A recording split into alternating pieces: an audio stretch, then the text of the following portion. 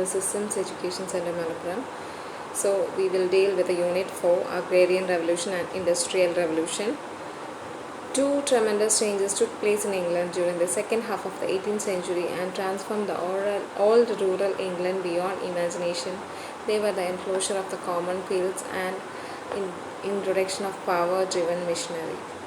The former process completely changed the age-long system of strip farming and the later substituted the domestic system in industry with the factory system. These two revolutions are known as Agrarian and Industrial Revolution. So, ഇംഗ്ലണ്ടിലുണ്ടായ means ഒരു 18-ാം നൂറ്റാണ്ടിൻ്റെ ഒരു പകുതിക്ക് ശേഷം ഇംഗ്ലണ്ടിലുണ്ടായിട്ടുള്ള ഒരു വലിയൊരു എന്താ പറയുക ഇൻഡസ്ട്രിയൽ ചേഞ്ച് എന്ന് പറയുന്നത് എന്താണെന്ന് വെച്ചാൽ മീൻസ് അത് എന്താ പറയുക ഒരു വലിയൊരു മാറ്റം അവിടെ വന്നിട്ടുണ്ട്. അത് പറഞ്ഞാൽ ഓൾഡ് റൂറൽ ഇംഗ്ലണ്ടിന് മീൻസ് നമ്മളെ ഇമാജിനേഷനിലെ അപ്പുറത്തേക്ക് മാറ്റങ്ങൾ കൊണ്ടുവന്നു എന്നാണ് പറയുന്നത്. അത് എന്താണെന്ന് വെച്ചാൽ ഈ കോമൺ ഫീൽഡ്സൊക്കെ ഇങ്ങനെ വേലി കെട്ടി തിരിച്ചു മീൻസ് പിന്നെ എന്താണ് ഈ പവർ ഡ്രിവൻ മെഷീനറീസൊക്കെ ഇൻട്രൊഡ്യൂസ് ചെയ്തു. ഇതാണ് ഈ രണ്ട് കാര്യങ്ങളാണ് മീൻസ് ഇംഗ്ലണ്ടിൽ ഒരുപാട് മാറ്റങ്ങൾ കൊണ്ടുവരാനായിട്ട് സഹായിച്ചത്. അപ്പം ഇതിലാദ്യം പറയുന്ന പ്രോസസ്സ് എന്ന് പറഞ്ഞാൽ ആ ഏജിനെ തന്നെ മാറ്റിമറിച്ചു എന്നാണ് പറയണത്. പിന്നെ എന്താണ് farming and the later substituted domestic system in industry with the factory system. അപ്പോൾ ഈ പണ്ടത്തെ ആ ഒരു സിസ്റ്റം ഫാക്ടറി സിസ്റ്റത്തിലേക്ക് മാറി. ഈ രണ്ട് റെവല്യൂഷനെയാണ് എന്താണ് നമ്മൾ പറയുന്നത് അഗ്രേറിയൻ അല്ലെങ്കിൽ industrial revolution, agrarian and industrial revolutions എന്ന് പറയുന്നത്. It is difficult to fix exact dates for these changes, but the second half of 18th century is regarded as a period of change in agriculture and industry, and the agrarian and the industrial revolutions were complementary to each other. ഇപ്പോൾ പറയണത് നമുക്ക് കറക്റ്റായിട്ട് പറയാൻ കഴിയില്ല. 18-ാം നൂറ്റാണ്ടിൻ്റെ പകുതിക്ക് ശേഷം ആണ്, കറക്റ്റായിട്ടൊരു ഡേറ്റൊന്നും നമുക്ക് പറയാൻ കഴിയില്ല, ഈ അഗ്രികൾച്ചർ അല്ലെങ്കിൽ ഇൻഡസ്ട്രിയൽ ഫീൽഡിലൊക്കെ മാറ്റങ്ങൾ കൊണ്ടുവന്നത്. അപ്പം ഈ അഗ്രേറിയൻ അല്ലെങ്കിൽ ഇൻഡസ്ട്രിയൽ റെവല്യൂഷൻ മീൻസ് ഇൻ്റർകണക്റ്റഡ് ആയിരുന്നു. അഗ്രേറിയൻ ഫസ്റ്റ് നമുക്ക് അഗ്രേറിയൻ റെവല്യൂഷനെ കുറിച്ച് പറയാം. The rapid growth of population demanded an increase in the agrarian productiveness of the island. This need was successfully managed by the people on account of the favorable social and economic climates of the time. ഈ പോപ്പുലേഷനിലുണ്ടായ എന്താ പറയുക rapid growth, പെട്ടെന്ന് പോപ്പുലേഷനിലുണ്ടായ ആ ഒരു growth എന്ന് പറയണത് എന്താണ് ഇങ്ങനെ അഗ്രികൾച്ചറൽ പ്രൊഡക്ട്സിൻ്റെ ആവശ്യകതയും കൂട്ടി. സോ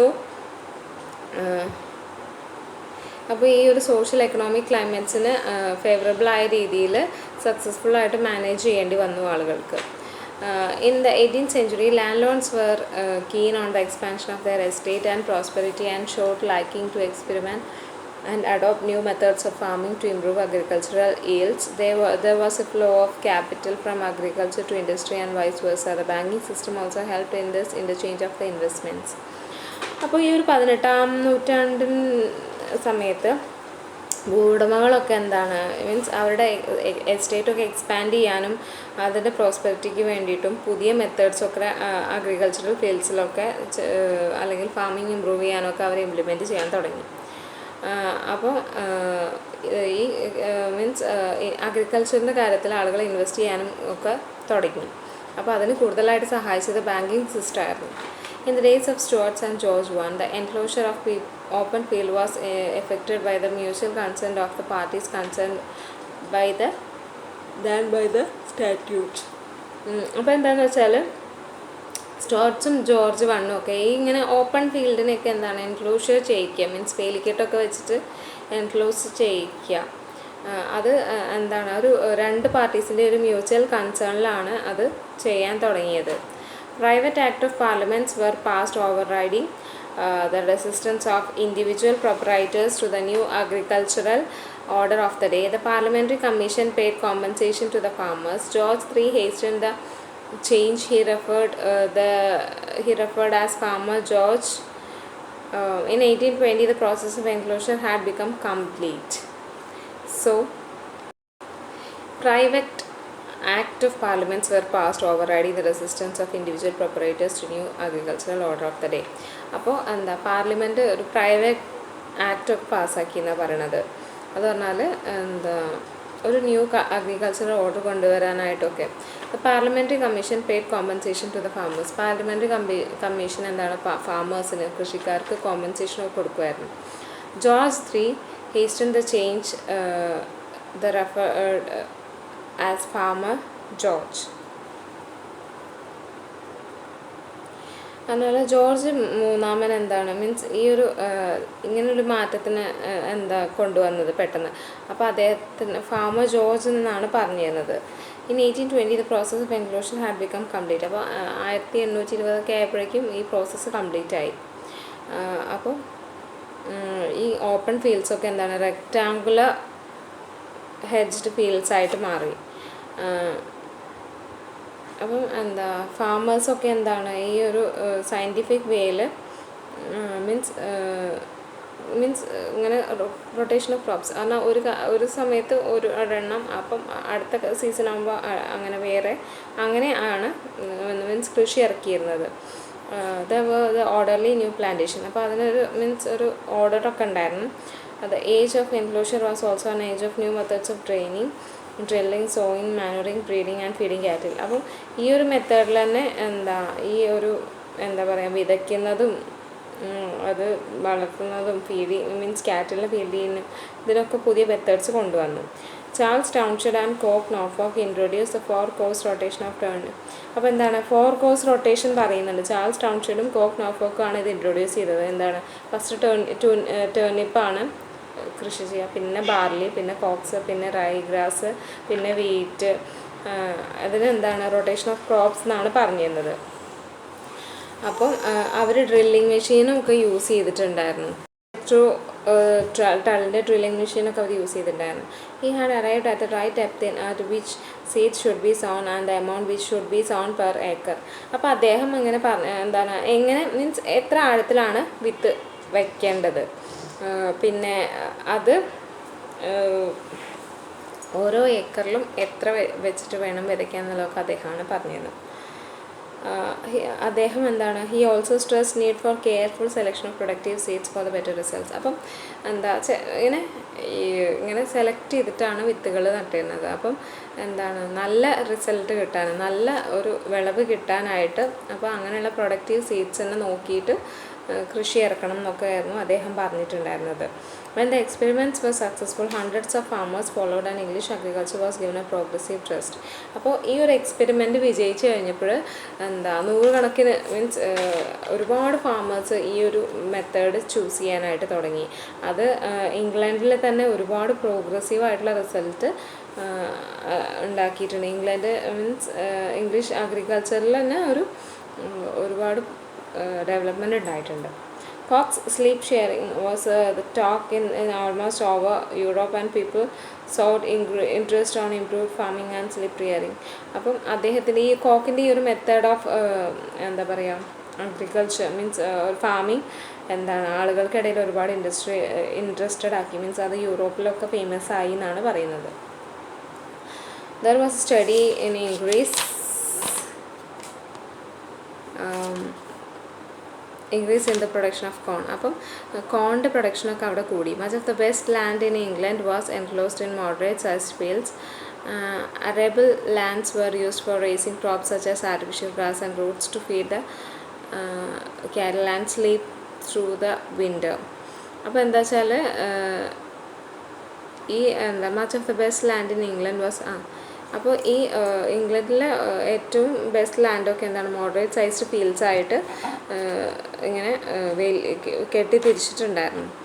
അപ്പം ഈ അറബിൾ ലാൻഡ്സിലൊക്കെ യൂസ് ചെയ്യുന്ന റേസിംഗ് ക്രോപ്സ് എന്ന് പറയുന്നത് ആർട്ടിഫിഷ്യൽ ഗ്രാസ്, അതുപോലെ മീൻസ് അവിടെ ഉണ്ടാക്കിയിരുന്ന ഇതെന്ന് പറയുന്നത് ആർട്ടിഫിഷ്യൽ ഗ്രാസും അതുപോലെ തന്നെ കാറ്റിലിനെ ഫീഡ് ചെയ്യാനുള്ള റൂട്ട്സും ഒക്കെ ആയിരുന്നു. The wholesale slaughter of stock had ceased. Bakewell was instrumental turning the attention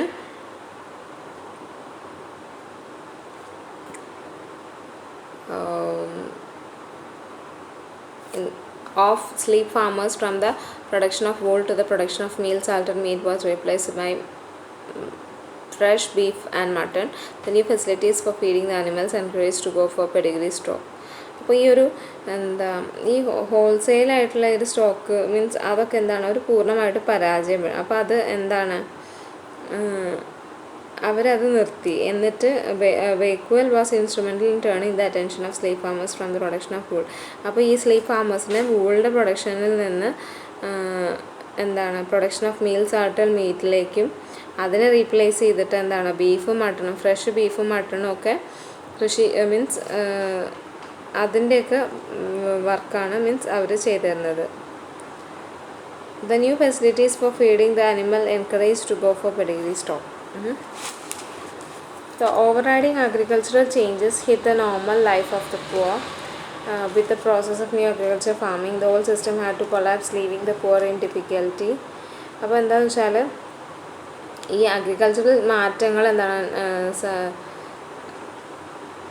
സാധാരണക്കാരുടെ ജീവിതത്തിന് തന്നെ മാറ്റിമറിച്ചു എന്നാണ് പറയണത്. എന്നാൽ പുതിയ അഗ്രികൾച്ചറൽ ഫാമിങ്ങിൽ നല്ല പ്രോഗ്രസ് ഉണ്ടായിരുന്നു. ഈ പഴയ സിസ്റ്റം എന്താണ് ഇല്ലാതായി. മീൻസ് അതൊക്കെ എന്താണ് ആളുകളെ പാവപ്പെട്ടവരെ ബുദ്ധിമുട്ടിലാക്കുന്ന ഒരു സിസ്റ്റമായിരുന്നു പണ്ടത്തെ സിസ്റ്റം എന്ന് പറയുന്നത്. The enclosures were of two kinds: enclosure of the common waste and enclosure of the open fields. By distributing the lands, which mean splitting them up into modern farms like divided by hedges. ഈ എന്താ രണ്ട് kind of enclosures ഉണ്ടായിരുന്നു. Enclosure of common waste and enclosure of open fields by distributing the lands which mean splitting them up into modern farms divided by the hedges. അപ്പോൾ വേലി തിരിച്ചിട്ട് ഇതിങ്ങനെ modern ഫാമായിട്ട് split ചെയ്യുക. The second system was disadvantageous to the poor and many of them were unable to show a legal right to their share of land. അപ്പോൾ എന്താണ് second system എന്ന് പറഞ്ഞാൽ അഡ്വാൻറ്റേജസ് അല്ലായിരുന്നു പുവറിന്. അതെന്താണ് ഈ ഒരു ലാൻഡ് ഷെയർ ചെയ്യുന്നതിനുള്ള legal റൈറ്റിനൊക്കെ ചോദിക്കുന്നുണ്ടായിരുന്നു. This along with the loss of right to graze his cattle on wastelands put the farmer in distress. അപ്പോൾ എന്താണ് ഈ കാറ്റിലിനെ മേയ്ക്കാനായിട്ട് വേസ്റ്റ് ലാൻഡിലൊന്നും വിടാൻ പറ്റില്ല എന്നുള്ളൊരു തീരുമാനം എന്താണ് ഫാമേഴ്സിനെ വളരെ ഡിസ്ട്രസ്ഡ് ആക്കി എന്ന് പറയുന്നുണ്ട്. Though enclosure system was less wasteful and more productive, it could not affected with causing much suffer to the poor. ഈ എൻക്ലോഷർ സിസ്റ്റം കുറച്ച് വേസ്റ്റ്ഫുൾ ആയിരുന്നുള്ളൂ എന്നെങ്കിലും കൂടുതൽ പ്രൊഡക്റ്റീവ് ആയിരുന്നുവെങ്കിലും it could not effected with causing much suffering to the poor. പക്ഷേ പാവപ്പെട്ട ആളുകൾക്ക് ബുദ്ധിമുട്ടുണ്ടാക്കുന്നതിൽ അതൊരു കുറവും വരുത്തിയിട്ടില്ല എന്നാണ് പറയുന്നത്.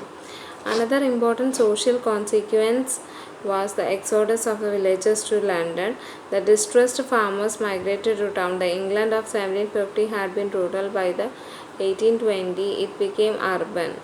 The great upheaval caused damage to poor, but the survival came to their rescue and saved them from disaster.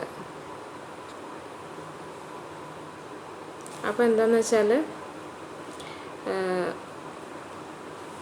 ഒരു പിന്നെയുള്ളൊരു ഇമ്പോർട്ടൻ്റ് ആയിട്ടുള്ള കോൺസിക്വൻസ് എന്ന് പറയുന്നത് ലണ്ടനിലെ വില്ലേജിലുള്ള എക്സോഡസ് മീൻസ് വില്ലേജിലുള്ള ആളുകളൊക്കെ കൂട്ടപ്പലായനം നടത്തിയതാണ് പിന്നെ ഒരു പറയുന്ന ഇഷ്യൂ എന്ന് പറയുന്നത്. അപ്പോൾ ഈ ഡിസ്ട്രസ്ഡ് ആയിട്ടുള്ള ഫാമേഴ്സൊക്കെ എന്താണ് ടൗണിലേക്ക് മൈഗ്രേറ്റ് ചെയ്തു. അപ്പോൾ 1750 റൂറലായിരുന്ന ഇംഗ്ലണ്ട് 1820 അർബനായിട്ട് മാറി. The great upheaval caused damage to poor, but the survival came to their rescue and saved from the disaster.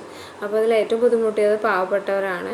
പക്ഷേ എന്താണ് അവർ മറ്റുള്ളവരെ എന്താ പറയുക ഓരോ അപകടത്തിൽ മീൻസ് ഡിസാസ്റ്ററിൽ നിന്നൊക്കെ രക്ഷിച്ചു.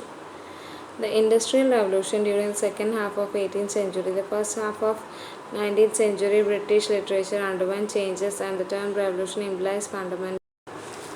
അപ്പം ഈ രണ്ട് തരത്തിലുള്ള എൻക്ലോഷർ ഉണ്ട്. ഒന്ന് കോമൺ വേസ്റ്റ്,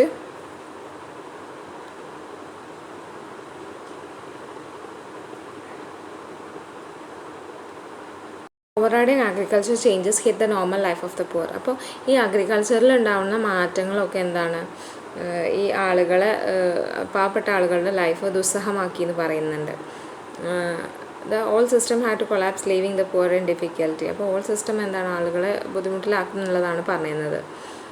അപ്പോൾ ഈ എൻക്ലോഷർ എന്ന് പറഞ്ഞാൽ രണ്ട് തരത്തിലായിരുന്നു. Enclosure of the common waste and enclosure of the open field by redistributing the lands which means splitting them up into modern farms divided by the hedges. അപ്പോൾ വേലിയൊക്കെ കെട്ടിയിട്ട് ഇതൊരു മോഡേൺ ഫാമായിട്ട് സ്പ്ലിറ്റ് ചെയ്യുക, ലാൻഡ്സിനെ റീഡിസ്ട്രിബ്യൂട്ട് ചെയ്തിട്ട്. The system was disadvantageous to the poor and many of them were unable to show a legal right to share their share of land.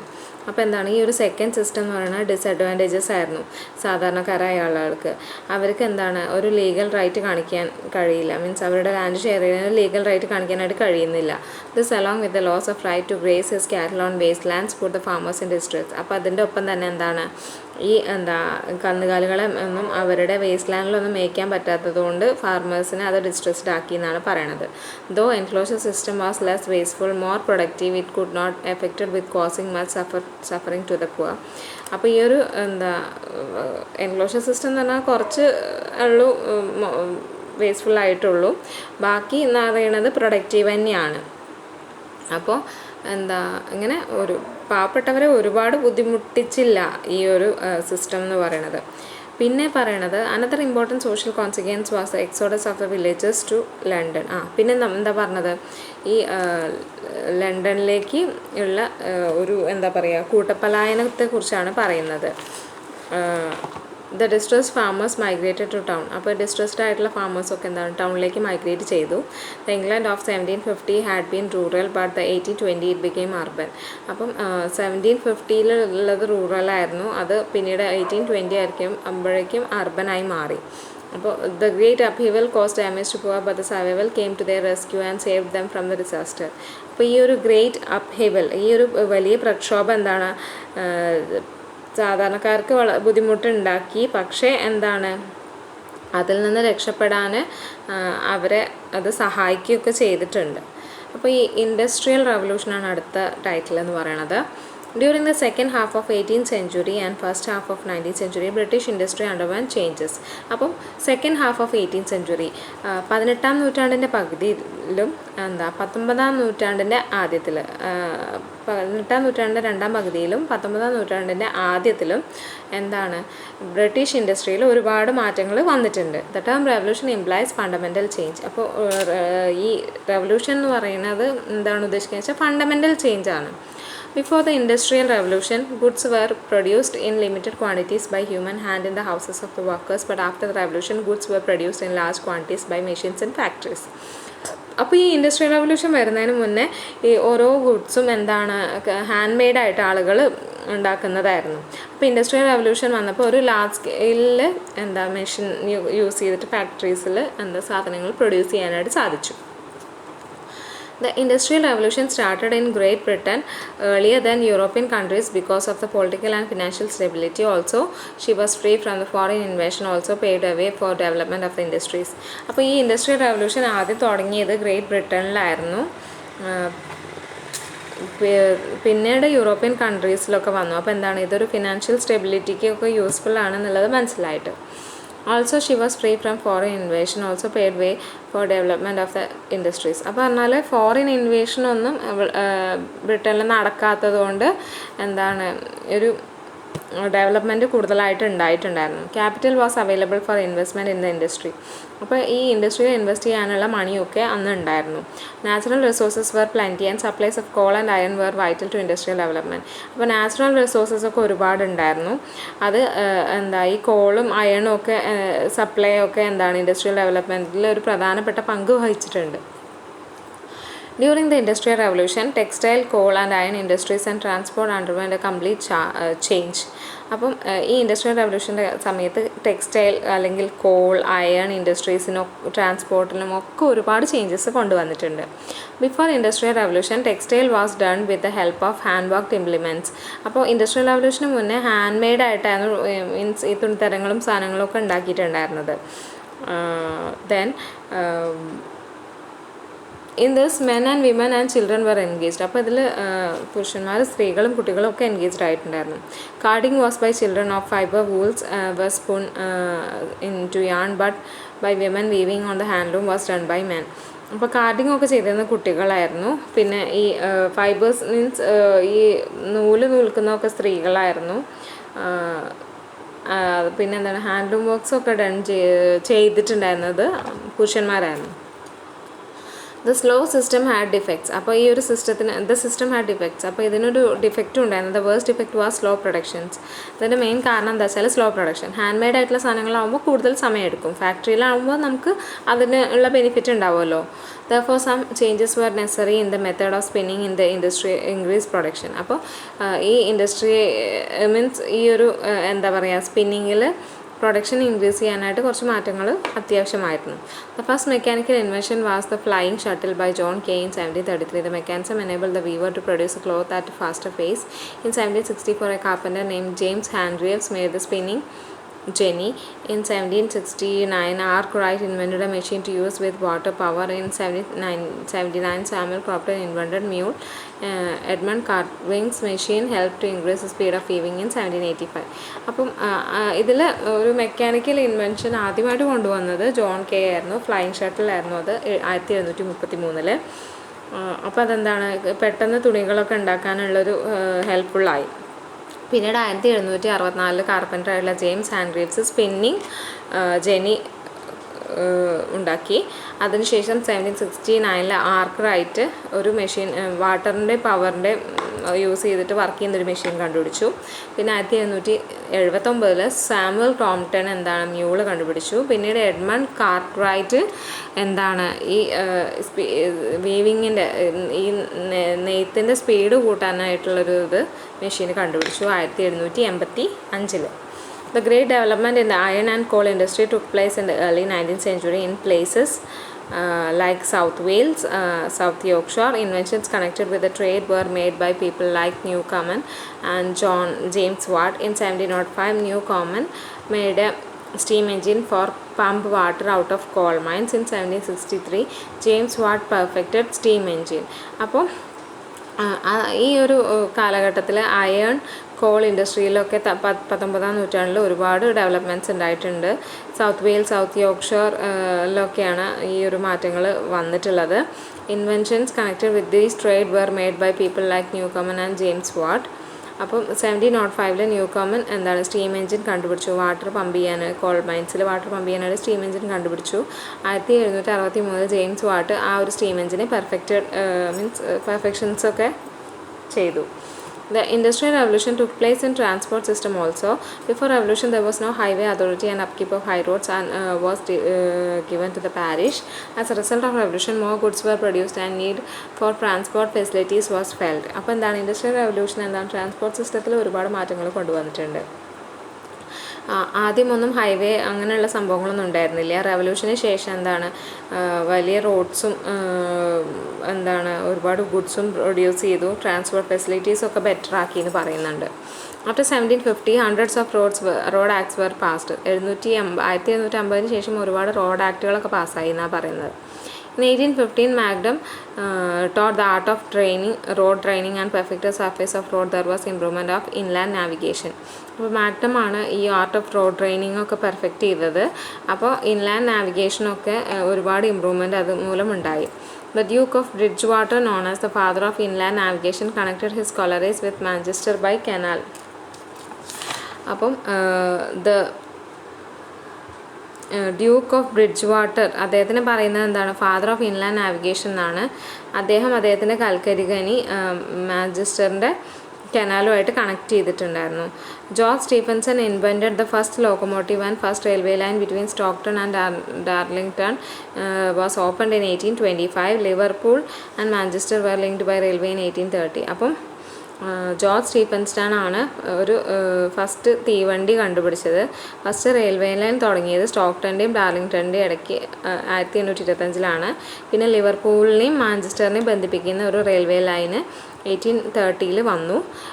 The first steam boat was between Glasgow and green rock in 1812. അപ്പോൾ first stream boat എന്ന് പറയുന്നത് ഗ്ലാസ്ഗോവിൻ്റെയും green നോക്കിൻ്റെയും ഇടയ്ക്ക് 1812 വന്നത്.